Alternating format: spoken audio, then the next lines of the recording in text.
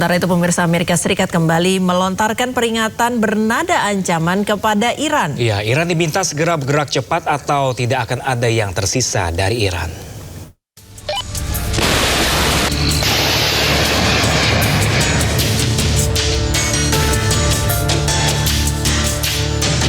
Setelah Trump kembali dari lawatannya ke Cina, Amerika Serikat kembali mengancam Iran. Melalui akun Truth Social, Presiden Amerika Serikat Donald Trump mengancam Iran segera bergerak cepat atau tidak ada waktu lagi yang tersisa bagi Iran. Ancaman Trump tak main-main, bahkan juga diunggah akun resmi Gedung Putih. Ancaman ini dilontarkan saat Presiden Amerika dijadwalkan berbicara dengan Perdana Menteri Israel Benjamin Netanyahu. 1 bulan gencatan senjata tanpa batas, bahkan awal pekan lalu Trump menyebut gencatan senjata dengan Iran dalam kondisi kritis. Dikutip dari kantor media penyiaran pemerintah Iran IRIB, pemerintah Iran merilis apa saja tanggapan mereka terhadap proposal Amerika Serikat, namun Amerika menolak respon Iran. Sinyal berlanjutnya perang sebelumnya juga terlihat dari tanggapan juru bicara parlemen Iran Muhammad Bagher Ghalibaf menanggapi cuitan Trump. Ghalibaf menyebut militer Iran siap menghadapi semua kemungkinan dan yakin Amerika akan terkejut dengan kesiapan militer mereka.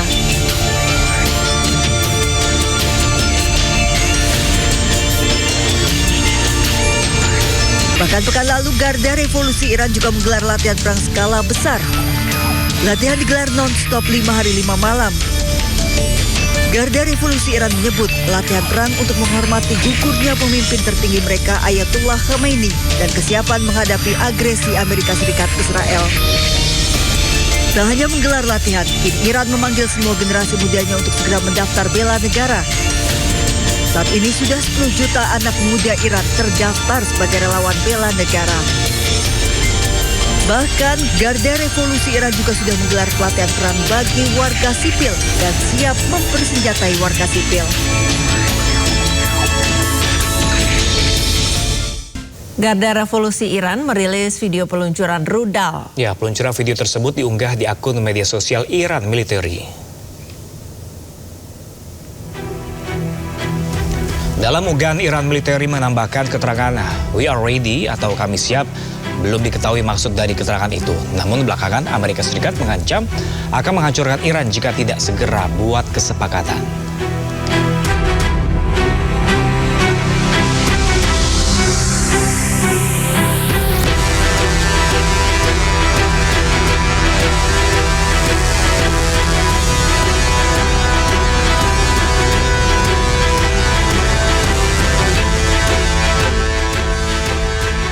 Pemirsa, ketegangan di Laut Mediterania Timur kembali memanas. Iya, pasukan Zionis Israel mencegat armada kemanusiaan yang berlayar menuju Gaza dan menahan ratusan aktivis dari berbagai negara.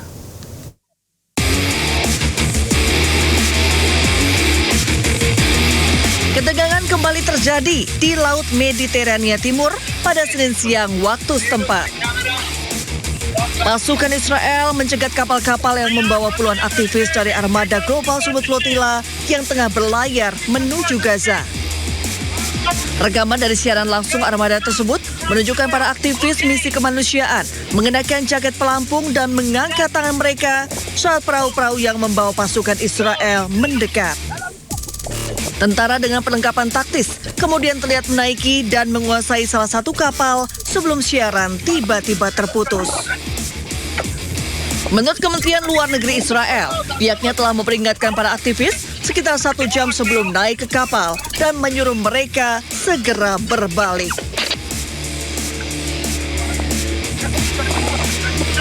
Sebelumnya pada Kamis 30 April, pasukan Israel mencegat setidaknya 22 kapal di perairan internasional di lepas pantai Pulau Kreta Yunani yang berjarak lebih dari 600 mil dari Gaza.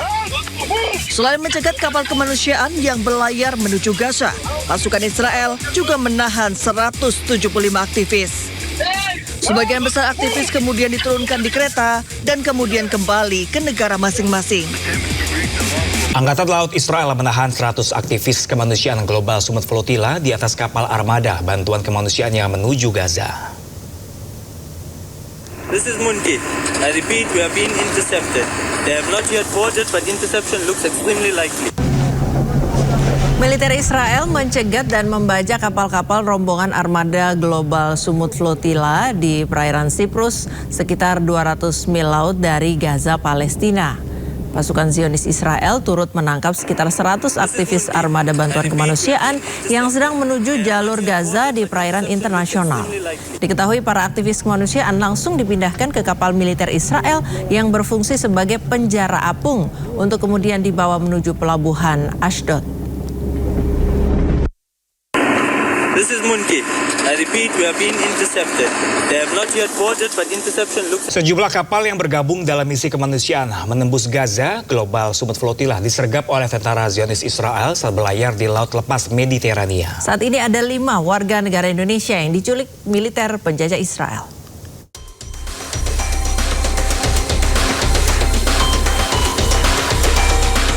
Dari data situs Global Sumut Flotilla ORG, hingga Selasa dini hari, ada 22 kapal yang dicegat Zionis Israel di lepas pantai, 37 kapal dicegat di Laut Mediterania, dan 309 peserta diculik oleh tentara Zionis Israel.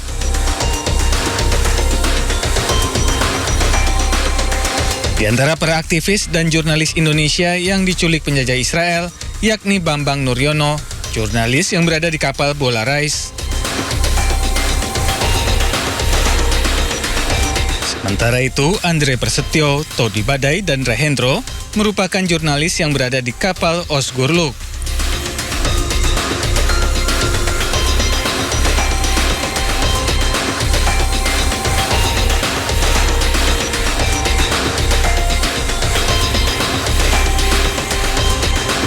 Aktivis kemanusiaan Andi Angga yang berada di kapal Yosef juga ikut diculik. Sementara itu, ada 15 kapal yang masih berlayar di Laut Mediterania. Di antaranya, kapal Kasri Sadabat yang berisi 2 WNI, yakni Asad Aras dan Hendro Prasetyo. Kapal Zefiro yang berisi 2 WNI, yakni Herman Budianto dan Ronggo Warsano.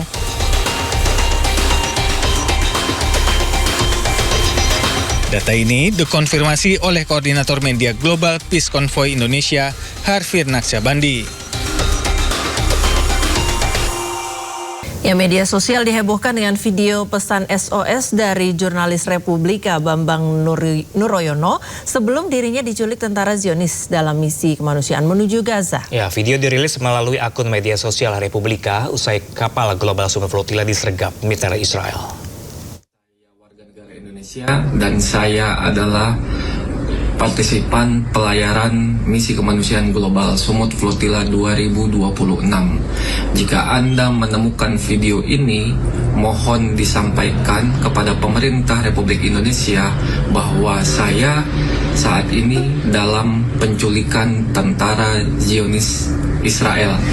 Saya mohon agar pemerintah Republik Indonesia membebaskan saya dari penculikan tentara penjajahan Zionis Israel dan meminta kepada pemerintah Republik Indonesia untuk tetap terus selalu mendukung kemerdekaan Palestina.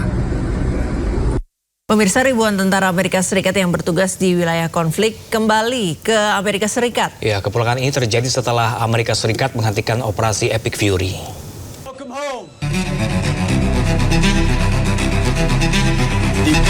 Congratulations from both my wife Jenny and I, standing here on this ship in Norfolk, welcoming you back to America.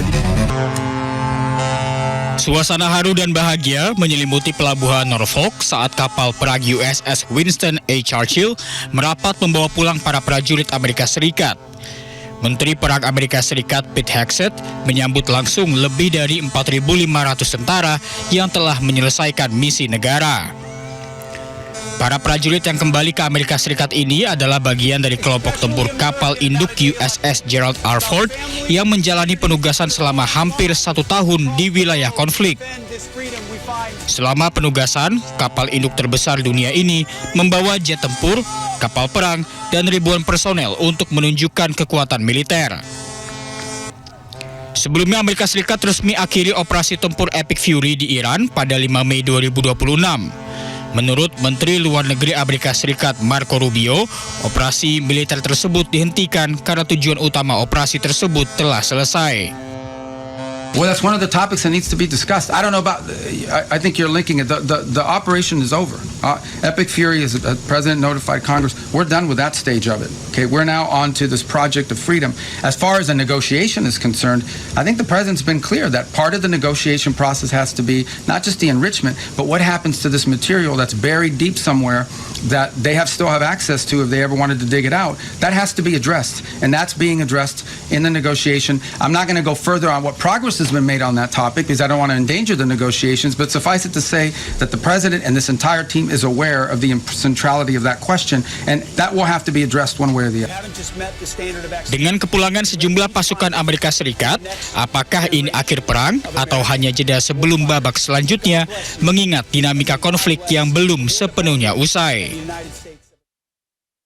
Ya, setelah Presiden China Xi Jinping menerima lawatan Presiden Amerika Serikat Donald Trump, kini giliran Putin akan berkunjung ke Beijing. Ya, hubungan erat China dengan Rusia tetap berlanjut pasca lawatan Presiden Amerika Serikat.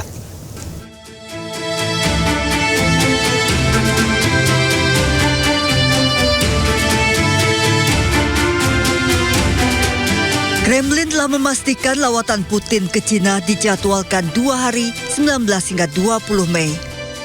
Bahkan pesawat Angkatan Udara Rusia telah terlihat mendarat di Beijing. Kremlin menyebut bahwa Putin dan Xi Jinping berencana untuk lebih memperkuat kemitraan yang komprehensif dan hubungan strategis. Lawatan Putin ini bertepatan dengan peringatan 25 tahun penandatanganan perjanjian hubungan bertetangga yang baik dan kerjasama persahabatan. Perjanjian antara Moskow dan Beijing tersebut ditandatangani pada 2001. Kabar lawatan Putin ini muncul 1 hari setelah Presiden Amerika Serikat Donald Trump meninggalkan Cina setelah kunjungan Presiden pertama Amerika ke Beijing dalam 1 dekade terakhir. Sementara pekan lalu, Trump membawa delegasi bisnis dengan sejumlah CEO bertemu Presiden Cina Xi Jinping. Mesranya hubungan Kremlin dengan Beijing juga terlihat di saat bersamaan Trump kunjungi Beijing. Masing-masing Xi Jinping saling berkirim surat dengan Putin mengucapkan selamat untuk pembukaan Expo Cina-Rusia pada 17 Mei. Sementara itu pemirsa, Ukraina meluncurkan serangan pesawat tanpa awak ke wilayah Rusia. Ya, gelombang serangan udara masif ini menghancurkan 14 wilayah di Rusia termasuk ibu kota Moskow.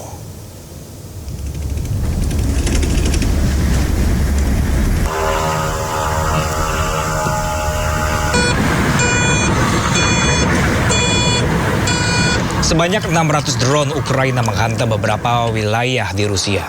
Ibu kota Moskow menjadi salah satu target utama serangan ini yang mengalami dampak paling parah. Kementerian Pertahanan Rusia mengonfirmasi pihaknya mendeteksi dan mencegat 1045 drone Ukraina dalam kurun waktu 24 jam. Sebanyak 556 diantaranya ditembak jatuh dalam 1 malam. Dinas Keamanan Ukraina mengakui bahwa sasaran operasi ini adalah kilang minyak bumi, fasilitas industri pertahanan, serta jaringan logistik militer Rusia. Sebanyak 5 orang warga sipil tewas akibat terkena reruntuhan, termasuk salah satu pekerja berwarga negaraan India.